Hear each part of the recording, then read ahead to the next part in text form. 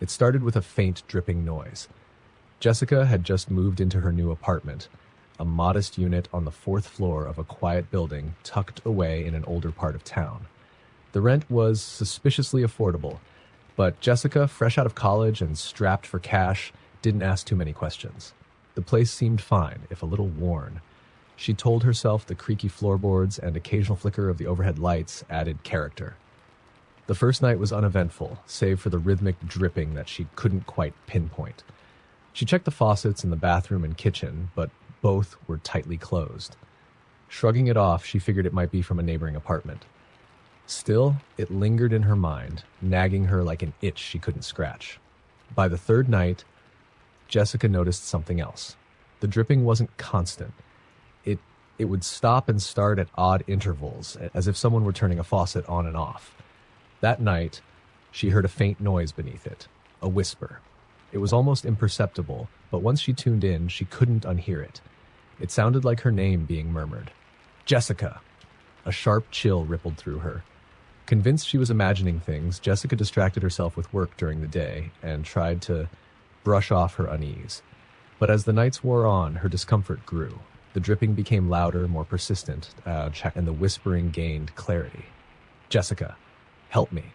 By the end of the first week, she started noticing other oddities. Items in her apartment would shift positions when she wasn't looking. Her keys, which she always hung by the door, would be found on the kitchen counter or in the bathroom sink. Once, she returned home to find every cabinet door in her kitchen wide open. A chill settled in her stomach, but she tried to rationalize it as forgetfulness or clumsiness. The smell was what finally broke her resolve. A sickly, damp odor began to permeate the apartment. No amount of cleaning or airing out seemed to help. It was most potent in her bathroom, where she noticed a dark stain creeping along the ceiling above the shower. At first, she assumed it was mold, but the stain seemed to pulsate slightly when she stared at it for too long. She called the landlord, but he dismissed her complaints, promising to send someone next week. That night, Jessica dreamed of drowning. She was submerged in freezing, inky water, her lungs burning as she struggled to surface. Around her, pale, lifeless hands reached out, pulling her deeper into the abyss. She woke up gasping for air, her sheets soaked in sweat. As she sat up in bed, she froze. The dripping was louder than ever, and the whispering wasn't coming from the bathroom anymore. It was right outside her bedroom door. Jessica's heart pounded as she fumbled for her phone to turn on the flashlight. Summoning her courage, she opened the door to the hallway. Nothing, but the smell was overpowering now, wet, decayed, suffocating. Following the sound, she was led to the bathroom. The dark stain on the ceiling had grown, now dripping a thick reddish liquid into the tub below. She stared at the grotesque sight, frozen in terror, when the whispering stopped. A silence heavier than the air around her settled into the room. Slowly, she backed away, ready to call the landlord again, ready to call anyone, when her phone screen flickered and died in her hand. The overhead light buzzed, dimmed, and then went out entirely. In the darkness, she felt it. A presence. Cold, damp fingers grazed her shoulder, and she spun around, screaming. The bathroom door slammed shut behind her, trapping her inside. Her screams echoed against the walls, blending with the rising sound of water gushing into the tub. Jessica clawed at the door, her nails splintering as she tried to escape, but the water was already lapping at her ankles. The tub was overflowing, yet the water kept rising, impossibly fast. The last thing she saw before the water reached her neck was the stain on the ceiling splitting open like a jagged mouth. Something pale and bloated emerged, its milky eyes fixed on hers. The water surged over her head, and everything went black. When Jessica's coworkers reported her missing a few days later, the landlord begrudgingly opened the apartment with a spare key. Everything was in its place. No signs of struggle, no signs of Jessica. The only thing out of the ordinary was the bathroom. The tub was bone dry, but the ceiling above it was stained with a peculiar dark mark, like a water-damaged silhouette of a woman reaching upward, forever frozen in silent agony. The apartment was listed for rent again the next week. Story number 2. It began with the noises. Todd was renting a unit in an old high-rise that stood like a sentinel over a derelict part of town. It was cheap, spacious, and, best of all, quiet, or so he thought. On the first night, just as he settled into bed, he heard the faint creak of footsteps above him. He glanced at the ceiling. The landlord had told him the apartment above was vacant. Dismissively, he blamed the sound on the old building's settling structure. But each night it grew louder. Footsteps dragged across the floorboards, slow and deliberate, as if someone were pacing back and forth. Sometimes it would stop, only to resume hours later. Todd began to dread the evenings. After 2 weeks, the disturbances became harder to ignore. It wasn't just the footsteps anymore. One night, as he lay in bed, a heavy thud reverberated from above, followed by a muffled scraping sound. Something heavy was being dragged across the floor. Frustrated, Todd called the landlord the next morning. "Are you sure no one's living up there?" The landlord sighed. "I'm positive, Todd. No one's been up there in years." Confused and a little unnerved, Todd decided to investigate for himself. He borrowed the landlord's key under the pretense of wanting to check out the space for a potential friend. When he unlocked the door to the upstairs apartment, the stench hit him first. Thick, cloying, and unmistakably foul. The place was a disaster. Dust coated every surface and cobwebs hung thick like gauze. The air felt heavy, oppressive, as though he'd stepped into a different world. And then he saw it. Deep, dark grooves carved into the wooden floor. They formed a jagged trail leading from the living room to a closet door, the dragging sound from the night before. He hesitated but forced himself to open the closet. Inside was nothing but an old, rusted coat rack and a single, warped floorboard. Just as he turned to leave, a faint whisper brushed against his ear. "Don't." He spun around, but no one was there. Heart pounding, Todd hurried back to his apartment. That night, the noises changed. The footsteps were no longer upstairs. They were in his apartment. At first, they circled the living room. Then they crept down the hallway. Each creak of the floorboards felt like a nail being driven into his sanity. He locked his bedroom door and pressed his ear against it, trembling. The footsteps stopped. Suddenly, a soft, rhythmic tapping began on the other side of the door. Tap, tap, tap. Todd backed away, his breath shallow. He grabbed his phone to call for help, but it slipped from his trembling hands. As he scrambled to pick it up, the tapping stopped, replaced by silence. Then the voice returned, low, guttural, and inhuman. It rasped his name, drawing it out like a predator savoring its prey. Todd, terrified. Todd grabbed the heaviest object he could find, a lamp, and threw open the door. The hallway was empty, but the air was icy, suffocating, and the smell, it was unbearable now, like rot and decay. The next morning, Todd packed up and left the apartment, leaving behind his deposit, furniture, and even some personal belongings. He didn't care. He wanted out. The landlord called him a week later. "Todd, we need to talk," he began, his voice trembling. "What's this about?" Todd asked, though dread already gnawed at him. "After you left, we had to investigate that smell you mentioned. The upstairs apartment, the one you asked about, we found something under the floorboards. A body. An old one. Police think it's been there for decades." Todd's blood ran cold. "But that's not the strangest part," the landlord continued. "The thing is, Todd, there were scratches all over the underside of the floorboards. Like whoever it was, they were trying to get out." Story number 3. The elevator doors closed with a soft chime, and Mia pressed the button for the 14th floor. She'd been excited to move into this sleek, modern apartment complex in the heart of downtown, a far cry from the cramped, aging place she'd called home before. Everything was automated, clean, and efficient. But from the moment she set foot inside, something had felt off. It started with the elevator itself. On her second night, Mia was heading up to her floor when the elevator stopped abruptly on the 7th. The doors slid open with a hollow ding. She waited, assuming someone had called for it, but no one stepped in. "Hello?" she called hesitantly, peering into the hallway. It was empty. Shrugging it off, she pressed the button to close the doors. As they slid shut, she caught a glimpse of something in the reflection of the metal paneling. A figure, standing just outside the elevator. Her stomach flipped. The doors closed before she could turn fully, leaving her alone in the ascending box. She rode the rest of the way in silence, her pulse racing. The next day, she told herself she'd imagined it. But the occurrences escalated. The lights in her apartment began to flicker, though the building's maintenance team insisted everything was fine. Her smart devices, ones she'd always trusted, started glitching. At first, it was harmless. Her thermostat reset itself, her playlist randomly paused. Then her voice assistant began responding to commands she hadn't given. "Turn off lights," it would say in its chipper tone, though Mia was sitting quietly on her couch.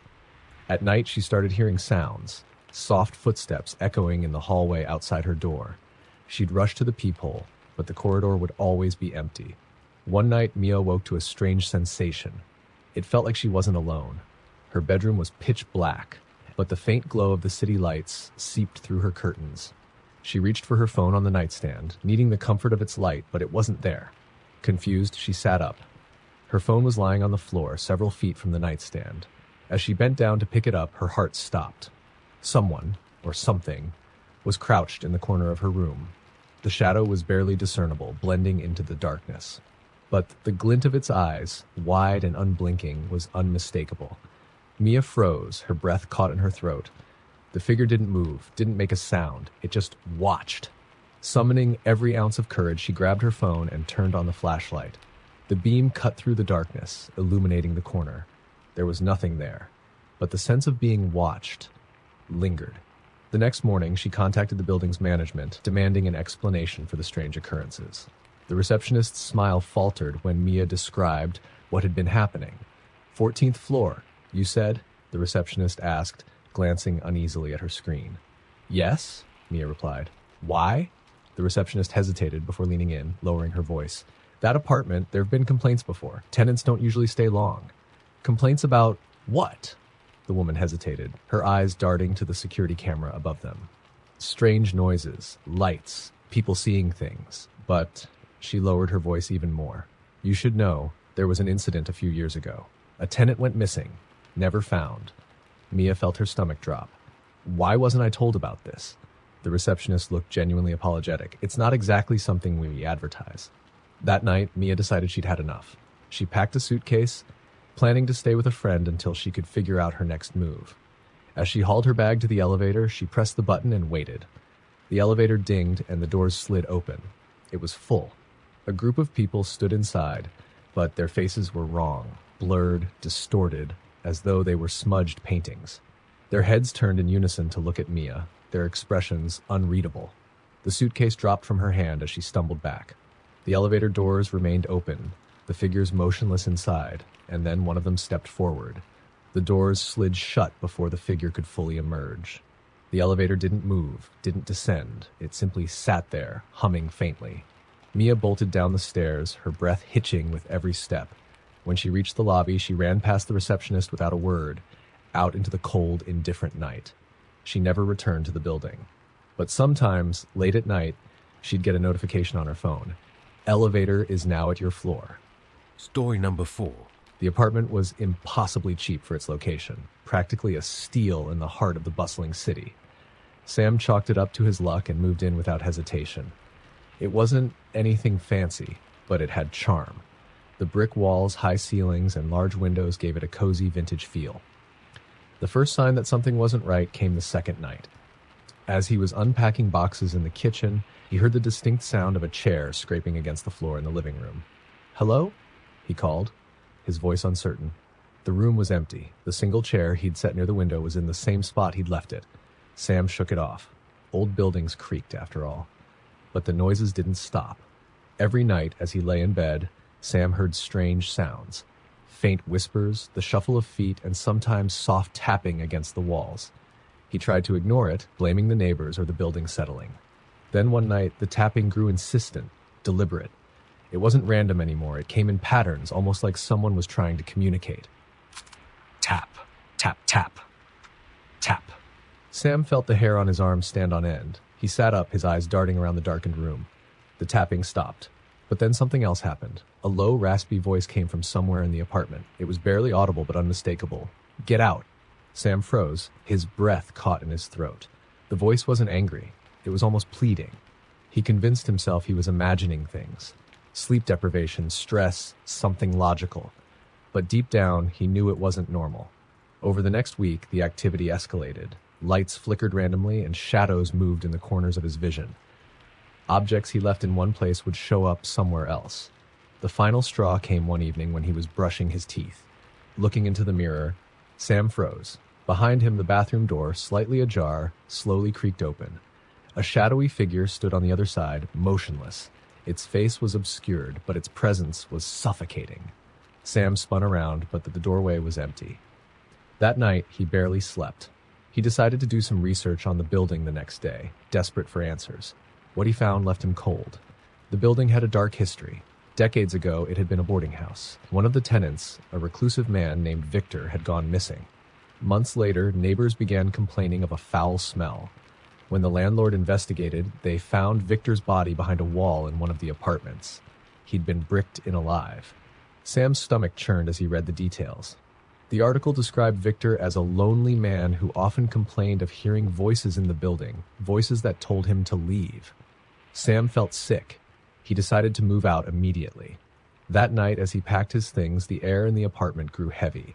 It was as if the walls themselves were pressing inward. The tapping returned, louder and more frantic this time. Tap, tap, tap, tap. And then the voice came again, louder and more distinct. Don't leave me. Sam bolted, leaving behind everything but his keys and wallet. He didn't even bother locking the door. As he sped down the street, he glanced in the rearview mirror of his car. For a split second, he swore he saw someone standing in his window, watching him leave. Sam never went back. Months later, he read that the apartment had been rented out again. But this time, the new tenants didn't last even a week. They'd moved out in the middle of the night, leaving behind a cryptic note scrawled on the wall in marker. It's still here. Story number 5. It was the kind of apartment that came with a story, the kind you wouldn't want to know but somehow always heard. For Emily, the warning from the landlord was almost laughable. Don't use the basement laundry after midnight. She laughed it off. Superstitions were charming quirks, nothing more. She was desperate for an affordable place and thrilled to have found one. It wasn't perfect. The building was old, and the heating groaned like an injured animal, but it was home. The first few weeks were uneventful. She followed the rules without meaning to, mostly because she did her laundry during the day. But one Friday night, after a late shift at work, she found herself with a pile of clothes and no clean uniform for the morning. The basement was colder than usual as she descended the narrow staircase, her laundry basket balanced on her hip. The overhead bulbs buzzed faintly, their yellowish light barely illuminating the long, low-ceilinged room. Rows of ancient washers and dryers lined the walls, their paint chipped and rust creeping along their edges. Emily loaded a washer, set it to run, and sat down on a rickety chair against the far wall. She pulled out her phone to pass the time. Halfway through the cycle, she felt it, a shift in the air. The basement was already cold, but now it felt wrong, heavy. The sound of the washer faded into the background as she strained to listen. At first, there was nothing, just the faint hum of the machines. But then faintly she heard it, tap, tap, tap. It was coming from the far corner of the basement where the shadows pooled thickest. Emily squinted but saw nothing. She shook her head, laughing nervously. It was probably the pipes. The tapping grew louder. Tap, tap, tap. The sound wasn't metallic, though. It was sharper, like fingernails rapping against wood. Hello? She called, her voice echoing eerily in the empty space. The tapping stopped. Emily's heart pounded as she stood, clutching her phone like a lifeline. She was halfway to the stairs when the lights flickered, plunging the basement into darkness for a split second before the dim bulbs sputtered back to life. That's when she saw it. In the corner, just beyond the range of the flickering light, something moved. It wasn't human.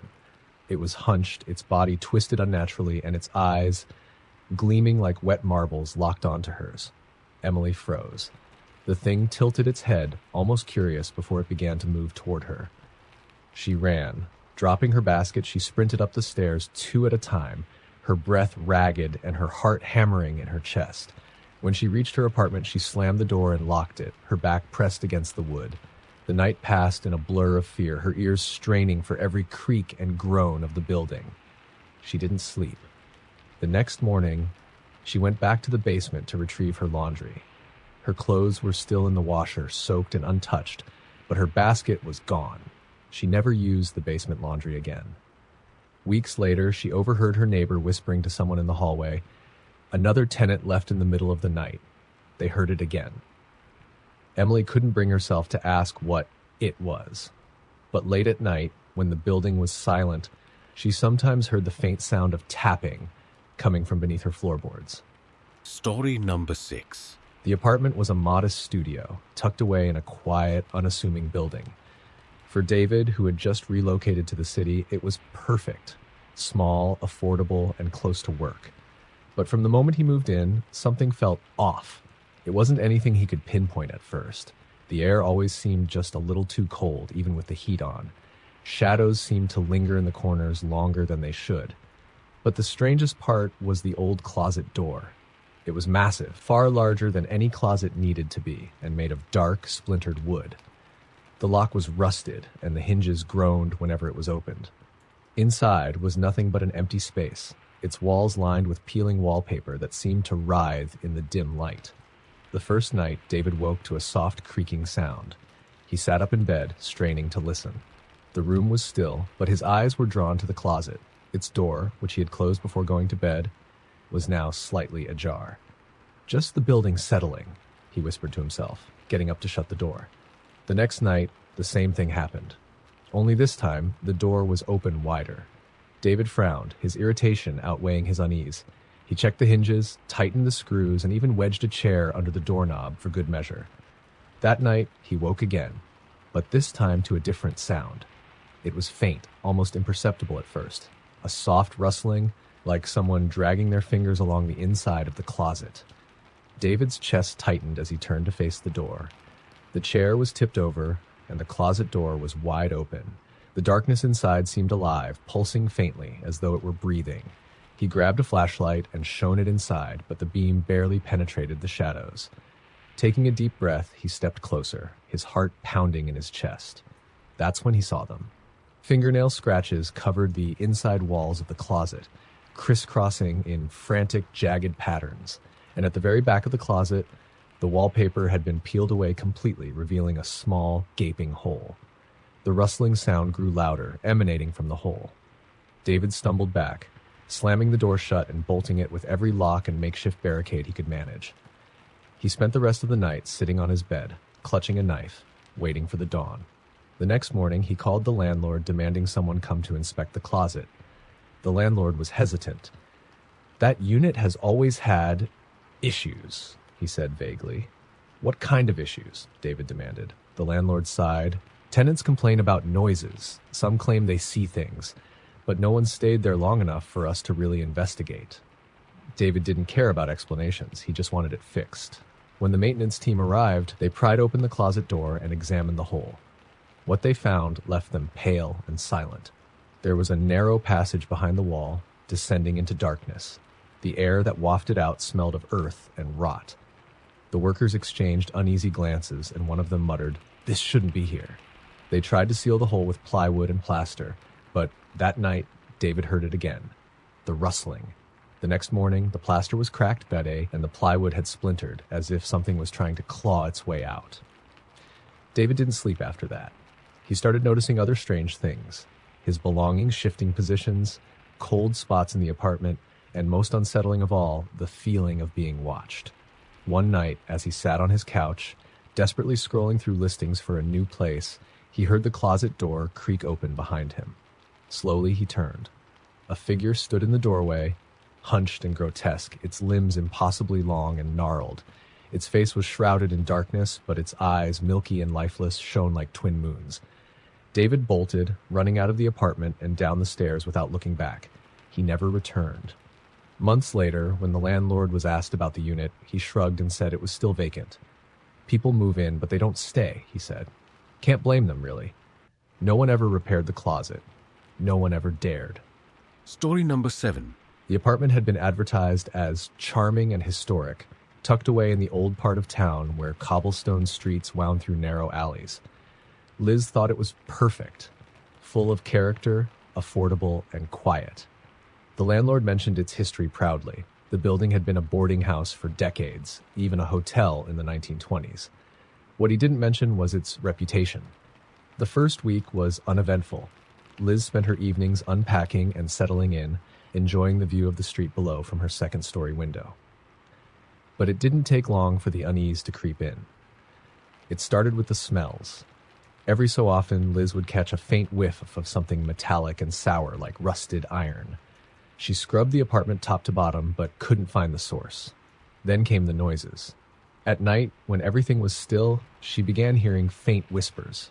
They were so soft that she thought it might be the wind, but the words were too deliberate. They came from inside the apartment, often near the walls or the closet. One evening, she was folding clothes when she heard it clearly. A voice, low and gravelly, murmuring her name. "Liz?" She froze, her blood running cold. The sound had come from the closet. Gripping a flashlight, she cautiously opened the door. It was empty, just as she'd left it. But as she closed the door, her fingers brushed against something damp on the inside. Shining the flashlight, she saw a faint smear of something dark and red. Liz moved quickly after that, calling the landlord the next morning. He was dismissive. "These old buildings have quirks," he said. "It's probably just rust." Liz wasn't convinced, but she stayed. She couldn't afford to break the lease. The next few nights were worse. The whispers grew louder, the metallic smell stronger. One night, she woke to the sound of faint scratching near her bed. Turning on the light, she found nothing, but the sound persisted, coming from under the floorboards. Desperate, she asked her neighbor about the building's history. "People don't stay here long," the neighbor said, avoiding eye contact. "There's something wrong with this place. I think it's because of what happened upstairs." "What happened?" Liz pressed. The neighbor hesitated. "There was a man, years ago. He lived on the top floor. He kept to himself but the other tenants complained about the smell coming from his room. The landlord eventually found him." "Found him?" "In the closet. He'd done something to himself. Something horrible. They say his spirit never left." Liz felt a chill run down her spine. That night, the smell became unbearable. She lit candles and opened windows, but it didn't help. As she lay in bed, trying to ignore the whispers that seemed to crawl through the walls, she heard a sharp creak. The closet door was opening. Liz's breath hitched as she stared at the door, which now stood ajar. From the darkness inside, she could see faint movement, shadows shifting and writhing like smoke. And then she saw it. A pale hand, impossibly long and thin, slid out of the closet and gripped the edge of the door. Slowly, a figure emerged. Its face was gaunt, its eyes black pits, and its mouth stretched into a twisted grin. "Liz?" the figure rasped. She screamed, bolting out of the apartment and into the street below. She didn't stop running until she reached a friend's house. Liz never returned to the apartment. Weeks later, the landlord tried to rent it out again, but every prospective tenant reported the same thing: the smell. And at night, the faint sound of whispers calling a name they didn't recognize. Story number 8. The apartment was hidden in a quiet corner of town, a 3-story building with peeling paint and ivy creeping up its sides. Elena found it on a rental website late one night, drawn in by its charm and ridiculously low price. It wasn't fancy, but it had character. High ceilings, hardwood floors, and an old fireplace. The landlord was a wiry old man who handed her the keys without much small talk. "You'll like it," he said, his voice raspy. "Just don't bother the neighbors, and, don't use the fireplace." Elena nodded, brushing off the odd warning. She wasn't much of a fire builder anyway. The first few days were uneventful, spent unpacking and exploring her new neighborhood. But by the end of the first week, she noticed something strange. Late at night, a faint scratching sound came from the fireplace. It was soft at first, like a mouse scuttling inside the chimney, but over time it grew louder, more deliberate, like nails scraping against brick. She called the landlord to complain, but he was dismissive. "Old chimneys make noise," he said, "just ignore it." But it wasn't just the scratching. Elena started waking up at odd hours, her dreams plagued by strange images, shadowy figures looming over her bed, whispering in languages she didn't understand. One night, she woke up gasping, convinced she'd felt a cold hand brush against her ankle. By the second week, the fireplace became the focal point of her unease. The scratching now came with faint whispers, low and guttural. And sometimes late at night, she'd catch the faint smell of smoke, despite the fireplace never being used. Her breaking point came on a cold, rainy night. Elena was curled up on the couch, trying to ignore the sounds coming from the fireplace. Suddenly, the room grew icy cold. She grabbed a blanket, pulling it tight around her when she heard it. A voice, faint but unmistakable. "Let me out." Elena froze, her eyes locked on the fireplace. The voice came again, louder this time, and the words were filled with desperation. "Let me out." She bolted to her feet, backing away from the fireplace. The temperature in the room plummeted, her breath visible in the air. Then, with a deafening crack, the glass panel of the fireplace shattered, sending shards flying across the room. Smoke began pouring from the opening, thick and acrid, filling the air with the stench of burning flesh. And then she saw it. A hand emerged from the darkness of the chimney, long, blackened, and charred, its fingers twisted and claw-like. Another hand followed, and then a face, gaunt and skeletal, its hollow eyes locked onto hers. Elena screamed, grabbing her phone and stumbling out of the apartment into the rain-soaked street. She never looked back. The next morning, she called the landlord, demanding an explanation. His response chilled her to the bone. "That fireplace hasn't worked in decades," he said flatly. "But you're not the first tenant to say something like this. Look, the apartment has a history. There was a fire years ago. A man died trapped inside. They say he never left." Elena packed her belongings that day, leaving most of them behind. She never returned to the apartment. The unit remains vacant to this day, the fireplace boarded up, but passers-by still report strange sounds at night, scratching, whispering, and the faint smell of smoke lingering in the air. Story number 9.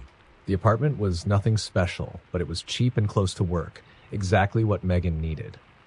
It was on the top floor of an old, creaky building with narrow hallways and dim lighting. The landlord mentioned the usual quirks of old buildings: thin walls, noisy pipes, and sometimes weird noises at night. Megan shrugged it off. She'd lived in worse. The first couple of nights were uneventful. The occasional groan of the pipes or creak of the floorboards didn't faze her. But by the third night, Megan started to notice something strange. It was the door to the coat closet. She always made a habit of keeping it closed. It was small, empty, and didn't need to be open. But every morning she'd wake to find it ajar, just slightly. Not enough to notice at first glance, but enough to make her pause. She tried blaming herself. Maybe she hadn't closed it all the way. She made a point of double-checking, even pushing against it, to ensure it was shut tight. But it didn't matter. Every morning, it was open again. One night, determined to prove it was nothing, Megan set up her phone to record the closet overnight. She placed it on a shelf across the room and hit record before heading to bed. The next morning, she woke up to find the closet door wide open. Her stomach churned as she grabbed her phone and played the video. At first, it was uneventful. The room was still, silent. But around 3:13 a.m., the closet door began to creak open, slowly and deliberately. Megan leaned closer to the screen, her heart pounding. A shadow moved inside the closet. It wasn't her imagination. Something was in there. She could see faint movement, an arm, or maybe a leg, just barely visible in the darkness beyond the door. And then, for a split second, a face appeared. It wasn't human. Its features were distorted, its eyes too large and black, its mouth stretched into an impossible grin. Megan screamed, dropping the phone. She didn't go to work that day. She didn't even leave her bed. She kept the closet shut, wedging a chair under the doorknob for good measure. That night, she couldn't sleep. Every sound made her jump. Every shadow seemed alive. Around 2 a.m. she heard it, soft, shuffling noises coming from the closet. Her breath caught in her throat as she stared at the door. The chair was still in place, the door shut tight, but the shuffling continued. And then came the knock. 3 slow, deliberate knocks. Megan couldn't move, couldn't breathe. The knocking stopped, replaced by a soft whisper, barely audible. "Let me out." Her body finally responded, and she bolted from the apartment, not even stopping to grab her keys or shoes. She spent the night at a friend's place, shaking and incoherent. The next day, she called the landlord. "I can't stay there," she said, her voice trembling. "There's something in that closet." The landlord was quiet for a moment before sighing. "You're not the first," he admitted. "That apartment, it's got a history." "What kind of history?" Megan demanded. "Years ago, a tenant locked himself in that closet. No one knows why, but they didn't find him until weeks later. People say he's still there, waiting for someone to let him out." Megan moved out that same day. The apartment remains unoccupied, and the closet door has been sealed shut. But late at night, the tenants in the building sometimes hear faint knocking and whispers, as if someone or something is still waiting to be freed.